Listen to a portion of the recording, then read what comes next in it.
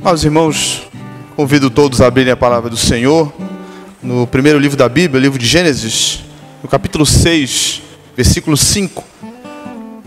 O Senhor viu que a perversidade do homem tinha aumentado na terra e que toda a inclinação dos pensamentos do seu coração era sempre e somente para o mal. Então o Senhor arrependeu-se de ter feito o homem sobre a terra, e isso cortou-lhe o coração.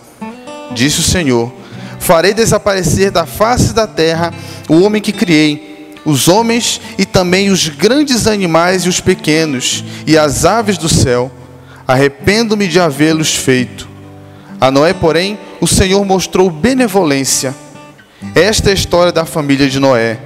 Noé era homem justo, íntegro entre o povo da sua época. Ele andava com Deus. Noé gerou 3 filhos, Sem, Cã e Jafé. Creio que vocês devem estar acompanhando o fato de que nesses dias, alguns dias atrás, um filme sobre a história de Noé foi lançado nos cinemas, com alguns atores bastante famosos, inclusive. E não sei quantos de vocês têm acesso às redes sociais, devem também estar acompanhando que o filme causou um verdadeiro rebuliço, né?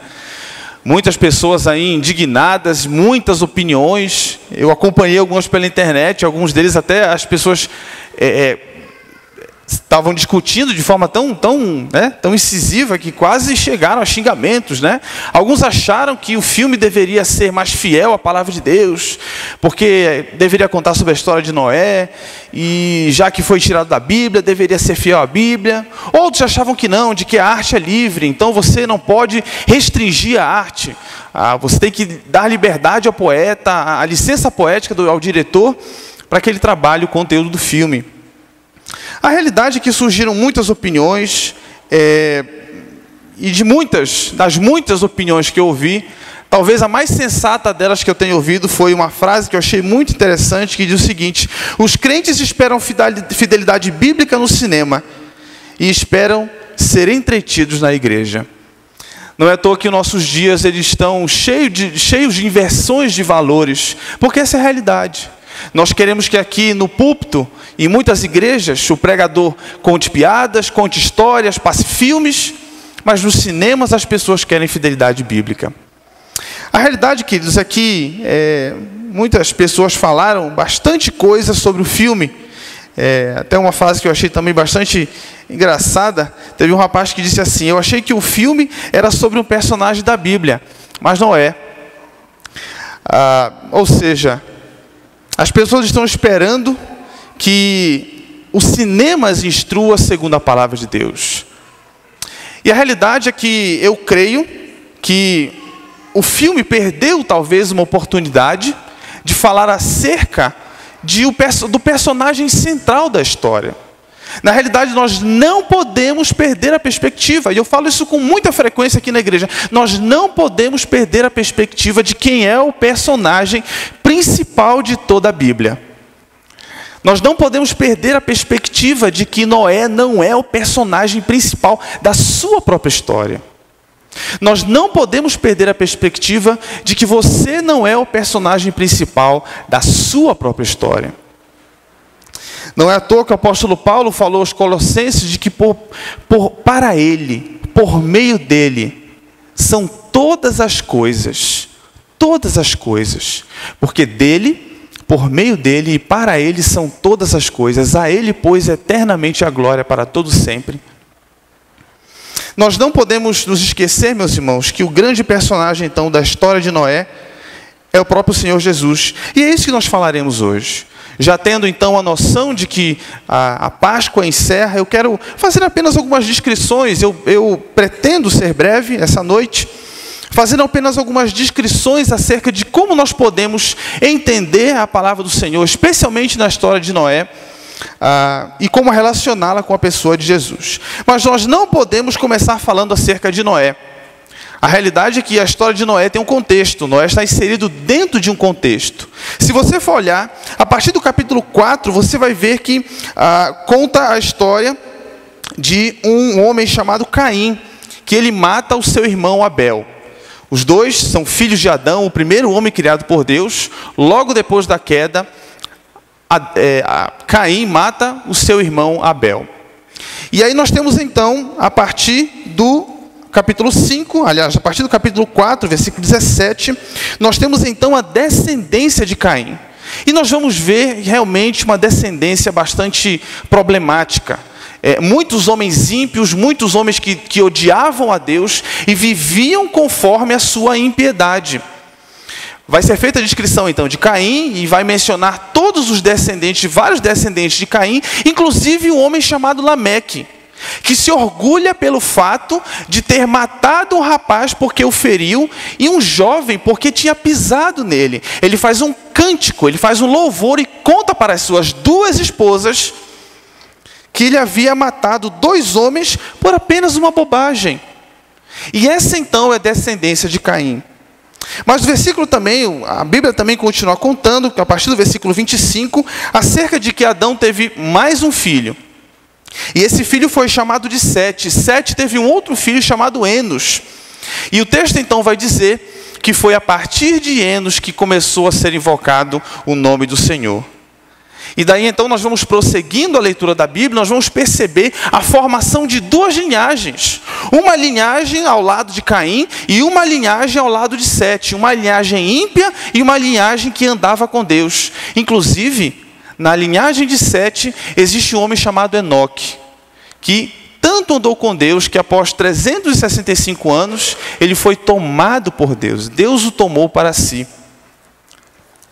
Então nós chegamos ao capítulo 5, e ali tem a descrição então da contagem dos anos de cada um desses personagens da Bíblia, dos descendentes de Adão. Eu realmente não quero entrar no mérito da questão se esses números eles são literais, se realmente Matusalém, por exemplo, viveu exatamente 969 anos. Eu não sei se isso de fato são números descritivos exatamente de cada uma das idades desses homens, e não haveria problema nenhum se o autor estivesse colocando alguns outros números que sejam simbólicos, não haveria problema nenhum para a interpretação da Bíblia. Mas o que nós percebemos então é que chega no capítulo 6 e nós percebemos então a corrupção da humanidade. E aí então que nós vemos que a humanidade estava realmente entregue ao pecado. Uma situação realmente de bastante degeneração, uma situação de muitas impiedades feitas pelos homens. E no versículo 3, eu acho que tem um versículo interessante que esclarece bastante o que está acontecendo nesse momento. No capítulo 6, versículo 3, então diz assim: por causa da perversidade do homem, o meu espírito não contenderá com ele para sempre. Eu creio que talvez a tradução da Revista Atualizada, se você tiver ela com você, eu acho que vai fazer uma tradução um pouco mais acertada do sentido desse verbo agir, desse verbo contender. A Revista Atualizada diz: o meu espírito não agirá para sempre no homem. Ou seja, a impressão que nós temos então é que ao ver a impiedade, ao ver a maldade de toda a humanidade, Deus ele evita contender com o seu espírito contra o ser humano. Ele evita, como diz a Revista Atualizada, agir no coração do ser humano. E muito provavelmente o que o texto quer nos ensinar é que Deus retira o espírito de toda a humanidade. Ou seja, naquele momento, Deus retira aquilo que segura de fato os homens. Aquilo que impede, meus irmãos, aquilo que impede que os seres humanos levem toda a sua maldade às últimas consequências, aquilo que impede que a nossa vida não seja insustentável no mundo em que nós vivemos, é justamente o Espírito de Deus que atua no coração, inclusive dos homens ímpios, que é o que nós chamamos de a graça comum de Deus.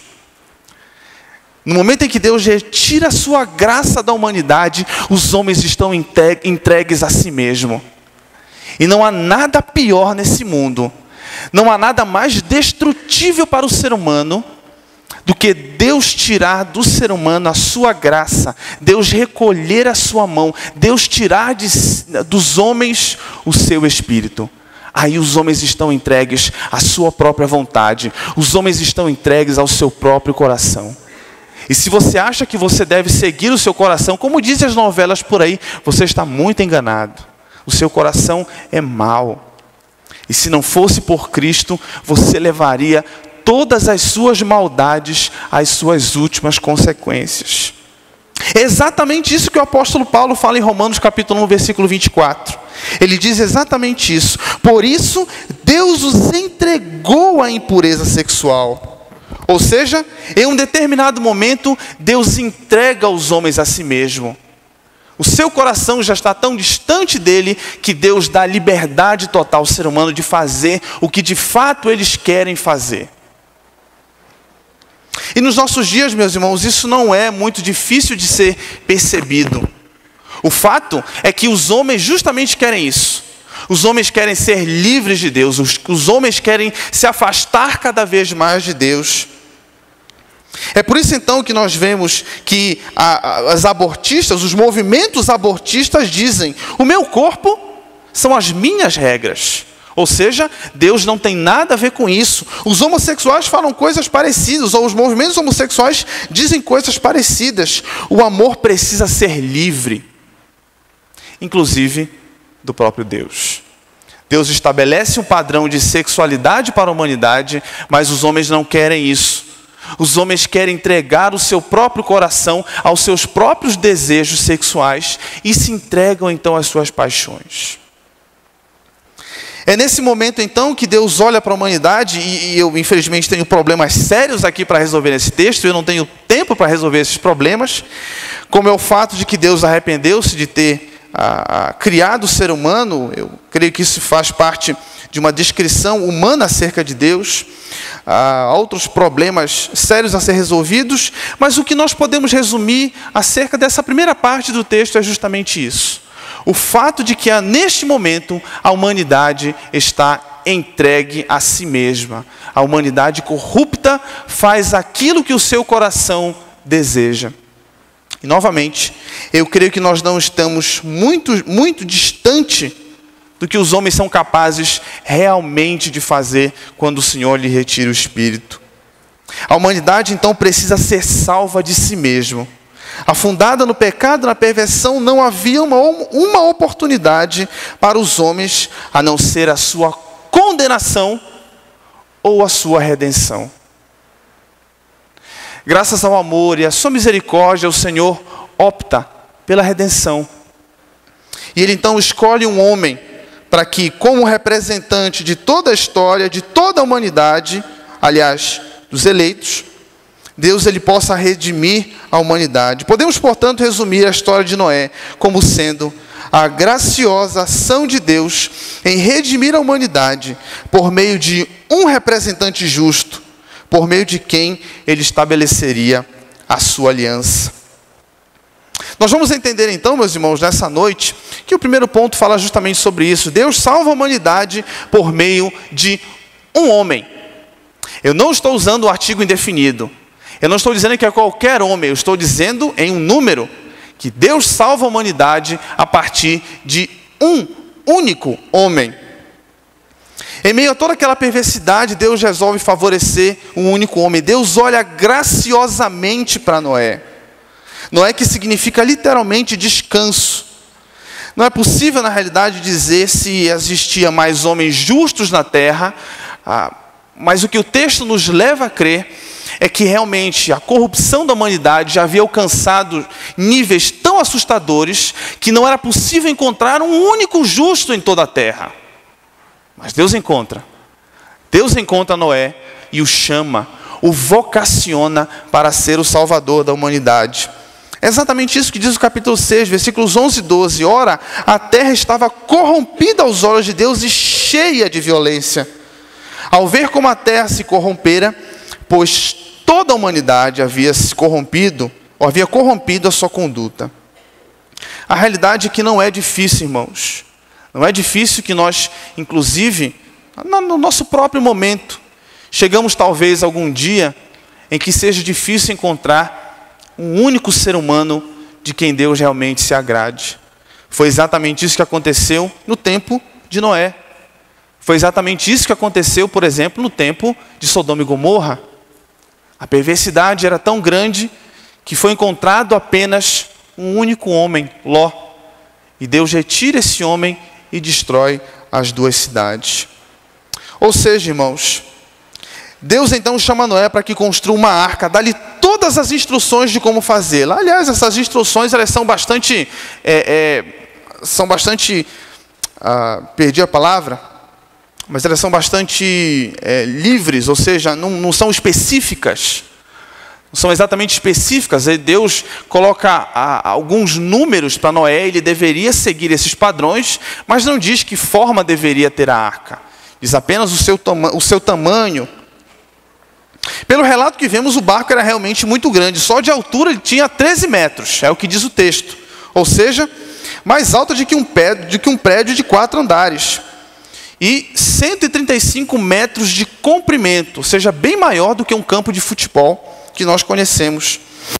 Ou seja, mais alta e maior do que muitos navios grandes que nós conhecemos por aí. A realidade é que dentro da arca caberiam facilmente 2 aviões, como um dos maiores, um Boeing 747, facilmente entrariam 2 aviões daquele, caberiam dentro daquela arca que Noé construiu. O mais estranho em tudo isso é o fato de que, apesar do tamanho de todo aquele monumento, de toda aquela arca que foi construída, havia apenas uma porta. Ou seja, uma arca, uma porta, um homem. Apenas um único meio de salvação. E essa realidade, queridos, quando nós olhamos para a história de Noé, parece que a salvação que é proporcionada por Deus era bastante restritiva. Não havia uma outra oportunidade de não ser salvo, a não ser entrando naquela única arca construída, que era o dono dela era apenas um único homem, entrando por uma única porta. É exatamente isso que o Senhor diz acerca da salvação promovida por Cristo Jesus. Como é estreita a porta, diz o Senhor, e apertado o caminho que leva à vida, são poucos os que a encontram. Mateus capítulo 7, versículo 14. Em João, capítulo 10, versículo 9, o Senhor diz coisa parecida: eu sou a porta. Quem entra por mim será salvo. Entrará e sairá e encontrará pastagem. E o apóstolo Paulo diz a Timóteo, no capítulo 2, versículo 5, pois há um só Deus, e um mediador entre Deus e os homens, o homem Cristo Jesus. A história de Noé, então, meus irmãos, guarda muitas semelhanças com o nosso tempo. A incredulidade dos nossos dias é padrão. A exceção é a obediência. Ser obediente ao Senhor neste mundo está se tornando cada vez mais a exceção à regra. A impiedade, a corrupção acaba se tornando o padrão. E Deus então restringe a sua salvação ao longo de toda a história. E Ele conta a história de Noé justamente para apontar para a história de um único homem, Jesus Cristo. E Ele é o único que é capaz de promover a salvação entre os homens. Eu sou o caminho. Não existem muitos caminhos para chegar a Deus. Aliás, não existem muitos deuses. O fato é que existe apenas um único Deus. E o fato é que existe apenas um único Salvador. E é justamente isso que Noé conta. Noé conta que não havia outra oportunidade de ser salvo, a não ser entrando por aquela arca, a não ser entrando por aquela porta que tipificava, que apontava para o Senhor Jesus. Deus sempre teve a oportunidade de reservar para si um remanescente fiel, porque a grande parte da humanidade prefere rejeitar a Deus. O fato é esse, meus irmãos. O fato é que nós precisamos encontrar essa porta estreita. Nós precisamos entender que assumir um compromisso com o Senhor é negar um compromisso com todas as outras coisas do mundo. Nós precisamos manter o nosso foco com os olhos para uma única porta, para uma única oportunidade de salvação e rejeitar todas as outras oportunidades, todas as outras coisas que nos apareçam. A história continua então com um homem construindo uma arca. Mas em segundo lugar, nós podemos também entender que Deus salva a humanidade por meio de um único homem, que também é um homem justo. É isso que o texto diz. Diz que Noé era um homem justo e íntegro. E Deus escolheu então esse homem para formar um novo remanescente, um novo povo. É essa aliança que Deus faz com Noé no capítulo 6, versículo 18. Ele faz uma aliança com Noé, e pelo fato dele ser justo, Deus o escolhe para salvar a humanidade. É importante nós lembrarmos também, meus irmãos, que Noé era um homem justo, mas não quer dizer que ele era um homem perfeito. Ou seja, a realidade é que, antes da aliança feita com Noé, se Deus quisesse matar toda a humanidade, ele seria perfeitamente justo. Se Deus quisesse destruir toda a humanidade, inclusive Noé e sua família, ele seria absolutamente justo. Afinal de contas, o salário do pecado é a morte. O justo pagamento, pelo fato de nós sermos pecadores, é a morte. Mas ele escolhe um representante. E apesar dele não ser justo, não ser perfeito, ele é um homem justo.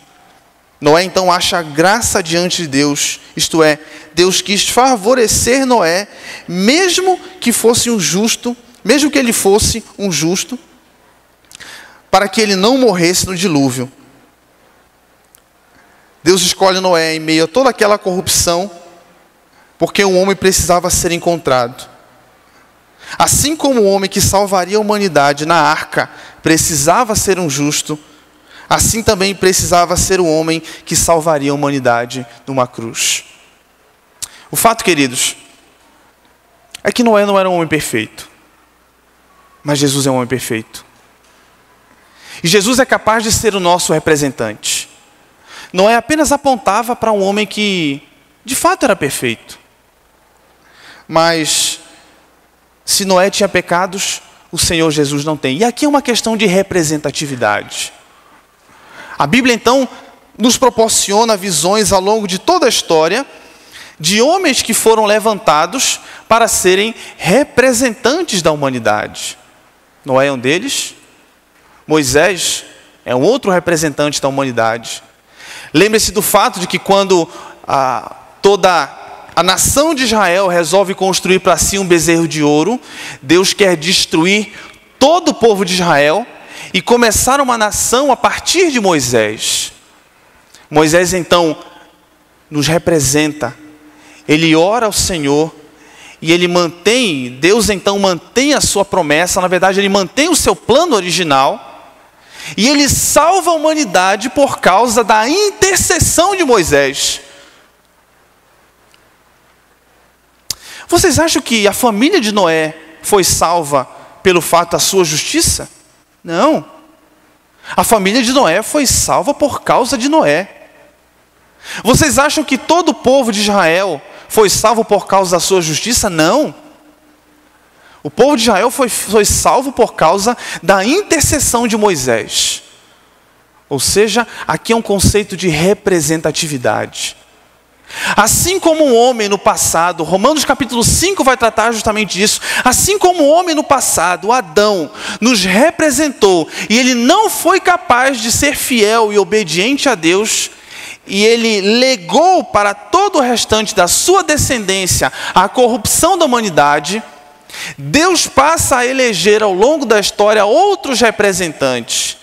E esses outros representantes estão seguros nas mãos desses homens justos, que não são perfeitos.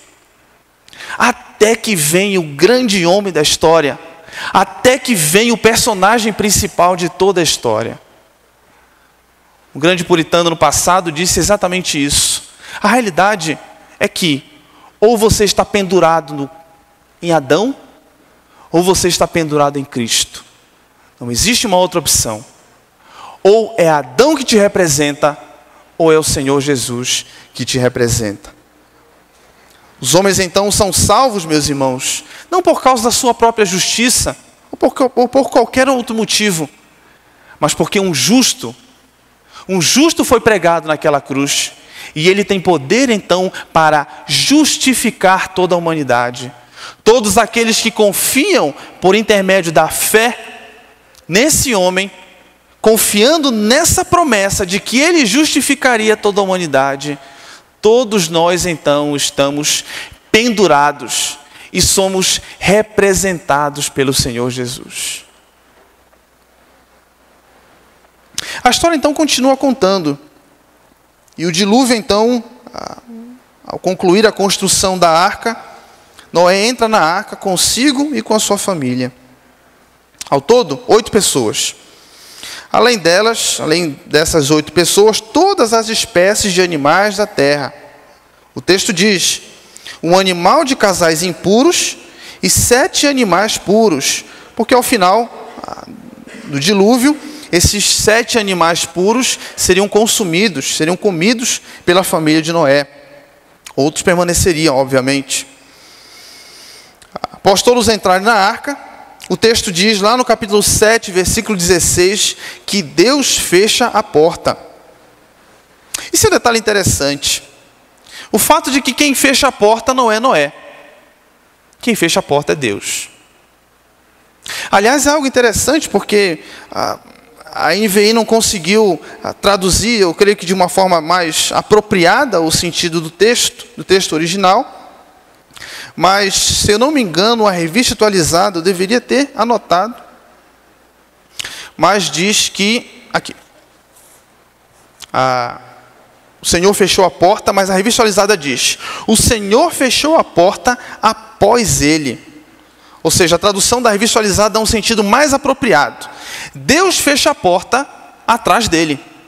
Ou seja, onde é que estava Deus quando o dilúvio começa?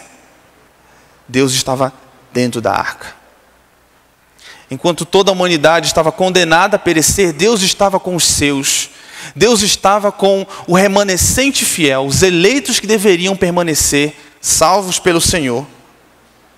Ou seja, a arca da aliança representa a nossa salvação, e Deus não retira somente a sua graça da humanidade, Deus também retira a sua presença da humanidade. E toda a humanidade então está condenada a viver sem Ele. E viver sem Deus é viver em morte. Mas o fato é, meus irmãos, que apesar de na arca de Noé, Deus estar dentro da arca, significa também que Cristo Jesus, quando Ele morreu, significava que Ele estava fora da arca. Ou Noé, Deus estava dentro, mas em Cristo Deus estava fora da arca. Deus morreu em meio a pecadores. Jesus Cristo morreu em meio a seres humanos pecadores. Jesus foi entregue à morte em meio a todos os homens, para que todos os homens fossem salvos dentro daquela arca.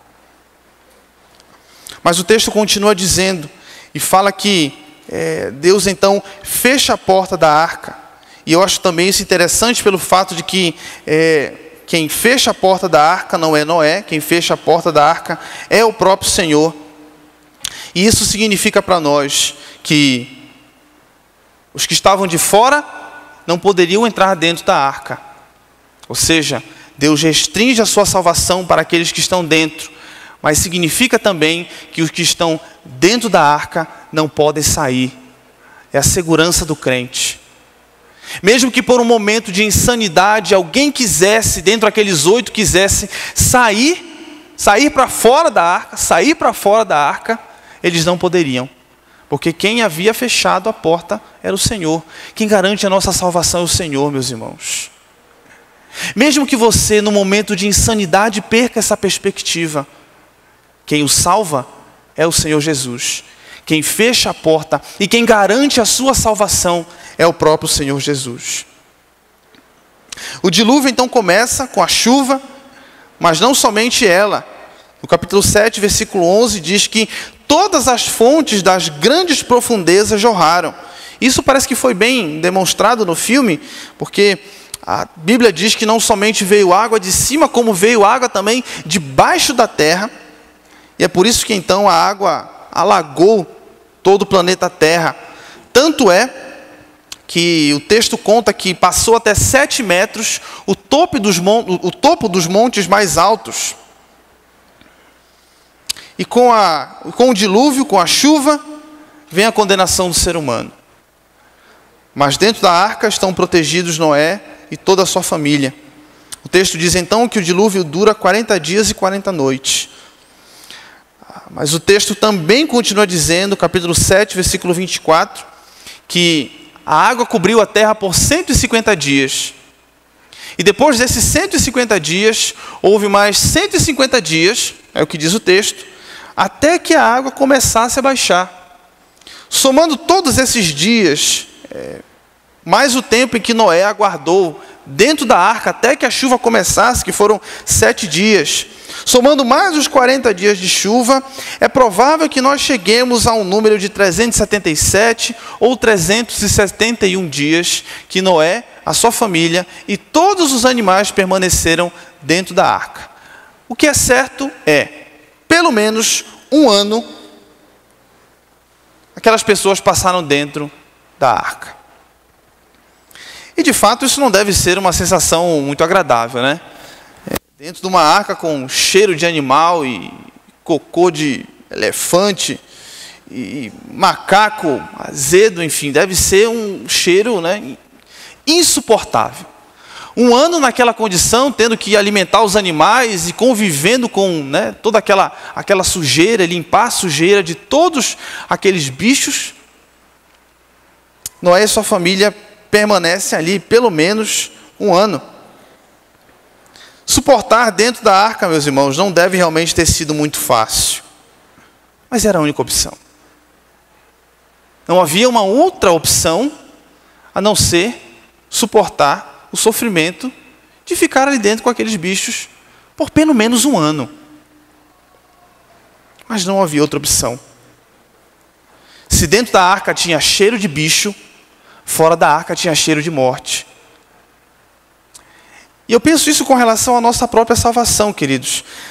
Eu acredito que viver com Cristo não nos livra de todas as nossas dificuldades. Há cheiro de bicho. Há dificuldades pelas quais nós passamos. Nós passamos por momentos difíceis. O próprio Senhor Jesus disse isso, de que nós viveríamos dias difíceis, mesmo vivendo com Ele, mesmo na segurança da salvação dentro da arca. Mas é bem melhor viver dentro da arca. É bem melhor viver salvo com o Senhor Jesus do que viver, ou melhor, do que morrer fora da arca. Não existe garantia nenhuma de vida fora de Cristo. Não existe garantia nenhuma fora de Cristo, não existe garantia nenhuma de salvação. Existe apenas morte. Dificuldades há para nós cristãos, mas essas dificuldades são suplantadas pelo fato de que o Senhor é a nossa vida dentro da arca. Quando o dilúvio começa a terminar, as águas já estão baixando, Noé solta então um corvo e 2 vezes ele solta uma pomba para ver onde é que aqueles animais pousariam. Quando a água então baixou por completo, os animais começam a sair da arca. E agora Deus revela a Noé qual o conteúdo de toda a aliança. No capítulo 9, versículo 11, nós lemos: nunca mais será ceifada nenhuma forma de vida pelas águas de um dilúvio. Nunca mais haverá um dilúvio para destruir a terra. É por isso então que nessa aliança, nós vimos que Deus salva a humanidade por meio de um homem. Deus salva a humanidade por meio de um homem justo. E em terceiro lugar, nós vemos que Deus salva a humanidade por meio de um homem justo, fazendo com ele uma aliança. Deus estabelece então uma aliança de preservação com Noé. Ou seja, quando todos os animais e a família de Noé saem de dentro da arca, Deus estabelece com ele uma aliança de preservação. E não só com Noé, mas o texto diz que com toda a criação. E que aliança é essa? Deus promete que Ele nunca mais ceifará nenhuma forma de vida pelas águas de um dilúvio. Nunca mais a terra será destruída por um dilúvio. E é interessante que então Deus faz aliança e Ele estabelece um sinal para a aliança, muito a ver também com a nova aliança que nós já vamos falar agora. Deus, toda vez que estabelece uma aliança com os homens, Ele estabelece um sinal. E o sinal da nova aliança é a ceia do Senhor, mas a aliança noética, a que Ele estabelece com Noé, o sinal dela é colocar um arco-íris. E a realidade é que todas as vezes que nós olhamos para um arco-íris no céu, nós devemos lembrar da promessa, da aliança que Deus fez com Noé, dizendo: nunca mais Ele destruiria a terra por meio de um dilúvio. Agora é interessante perceber que nós temos a noção de olhar para o arco-íris e ver realmente bonito, mas a Bíblia, quando fala de arco, ela não fala exatamente, ela de fato diz que o arco-íris é o sinal da aliança. Mas a palavra não é a palavra arco-íris. A palavra, o texto hebraico é arco. E arco, inclusive, arco de guerra.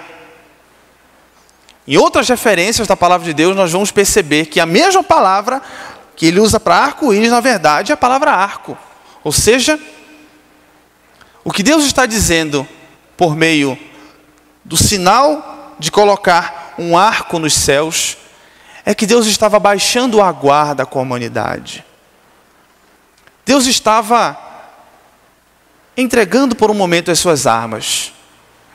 Deus colocaria o seu próprio arco. E por enquanto, Ele nunca mais condenaria a humanidade por intermédio de um dilúvio. Deus coloca as suas armas, Deus coloca o seu arco na terra. Deus diz por um determinado momento, a terra não será destruída. Mas é interessante, no livro de Apocalipse, capítulo 6, versículo 2 diz: o apóstolo João, vendo, diz: olhei e diante de mim estava um cavalo branco. Seu cavaleiro empunhava um arco. E foi-lhe dada uma coroa. Ele cavalgava como um vencedor determinado a vencer. Haverá um tempo, meus irmãos, que Deus vai cansar da impiedade que nós vivemos no nosso presente tempo. E Ele vai recolher o seu arco. E Ele vai usar o arco contra os homens. E todos aqueles que não estão representados, que não estão dentro da arca que o Senhor Jesus proporciona, Ele vai usar o seu arco contra todos esses homens. Mas em segundo lugar, além de uma aliança de preservação, vemos também que existe uma aliança de redenção. Afinal de contas, Deus inicia em Noé um novo projeto para a humanidade. Em Noé, todos os homens agora seriam descendentes da família de Noé. Deus, por um determinado momento, acaba com todos os descendentes de Caim e permanece somente a linhagem de Sete, de quem Noé é descendente. Nós vemos então que a linhagem de Caim é destruída e um novo projeto, uma nova criação é estabelecida. Deus está dando uma nova oportunidade aos homens. Em Noé, Deus está criando novas coisas. E se nós vemos Deus fazendo isso por intermédio de Noé, muito mais nós vemos Deus fazendo isso por intermédio de Cristo. É Jesus, meus irmãos. Deus está criando para si um novo povo. Desde a sua morte na cruz, Ele está anunciando essa mensagem de que uma nova criação está sendo estabelecida, não mais por intermédio de Noé, que apesar de ser justo, era um homem pecador, mas um homem perfeitamente justo, agora está estabelecendo uma nova criação. É isso que diz o apóstolo Paulo em 2 Coríntios, capítulo 5, versículo 17. Portanto, se alguém está em Cristo, é nova criação. As coisas antigas já passaram, eis que surgiram coisas novas. É por isso, meus irmãos, que eu quero encerrar essa mensagem justamente fazendo uma pergunta. Se você leu e entendeu a mensagem de Noé, contada nas Escrituras, você deve entender então que ela fala de Jesus. É como ir assistir o filme de Noé e não perceber o protagonista, não perceber o ator principal da história. Se você ler todo o Antigo Testamento e não ver em cada uma das suas palavras a pessoa de Jesus e a sua salvação, a sua redenção proporcionada por Ele, você perdeu o personagem principal da história. E eu não quero que você perca a oportunidade também de ver o próprio Senhor Jesus na sua própria vida. Onde é que você está nesse momento? Se você, como eu, visitante nosso essa noite, talvez tenha ouvido essa mensagem e você continua ainda em rebelião contra Deus, a sua vida continua uma vida de corrupção, lembre-se disso. A segurança em Cristo, a salvação em Cristo. Hollywood perdeu Cristo de vista, mas nós não podemos perder o Senhor Jesus como a nossa única oportunidade de salvação. Onde é que você está? Dentro ou fora da arca?